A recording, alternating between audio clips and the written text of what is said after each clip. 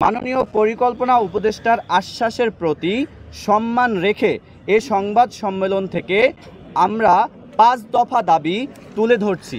এগুলো হলো: দাবি নাম্বার 1, আগামীকাল রোববারের মধ্যে অন্তর্বর্তীকালীন প্রশাসন গঠনের প্রজ্ঞাপন জারি করতে হবে। দাবি নাম্বার 2, অন্তর্বর্তী প্রশাসকের নিয়োগ প্রক্রিয়া চূড়ান্ত হওয়ার পর সেশন জট নিরসন সহ সামগ্রিক বিষয় নিয়ে একাডেমিক ক্যালেন্ডার প্রকাশ করতে হবে।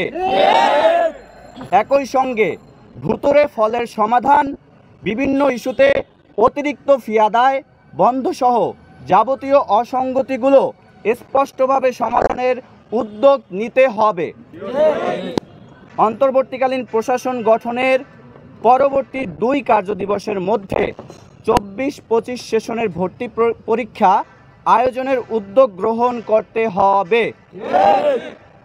আগামী 5 কার্যদিবসের মধ্যে ঢাকা কেন্দ্রীয় বিশ্ববিদ্যালয়ের রূপরেখা এবং লোগো মনোগ্রাম প্রকাশ করতে হবে।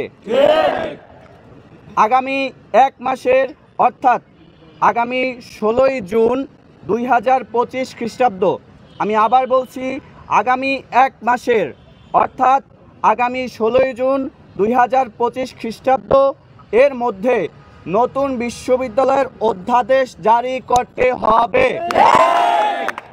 একই সঙ্গে 2025-26 অর্থ বছরের বাজেটে, আমি আবার বলছি, আগামী 2025-26 অর্থ বছরের বাজেটে নবগঠিত বিশ্ববিদ্যালয়ের জন্য অর্থ বরাদ্দ দিতে হবে। ভাবেই রাজপথের কোনো কর্মসূচিতে যাব না। আমাদের যদি দাবি আদায় না হয়, আমরা সংশ্লিষ্ট মন্ত্রণালয়গুলো আছে, শিক্ষা মন্ত্রণালয়, আইন মন্ত্রণালয় অধ্যাদেশের সাথে জড়িত, আমরা ওই সব মন্ত্রণালয় ঘেরাও করব। আমরা কোনো রাজপথে কর্মসূচিতে যাব না জনদুর্ভোগ এড়াতে। আমরা 7 কলেজ ঢাকাকে নিয়ে ভাবি, ঢাকার মধ্যে মানুষগুলো যাতে শান্তিতে থাকে, আমরা এই ভাবনার জায়গা থেকে কখনোই আমরা রাজপথের কর্মসূচিতে যাব না। তবে আমরা যদি আমাদের দাবি আদায় করতে হয়, আমরা সংশ্লিষ্ট মন্ত্রণালয় ঘেরাও করতে দ্বিতীয়বার ভাববো না, একবারই ভাববো।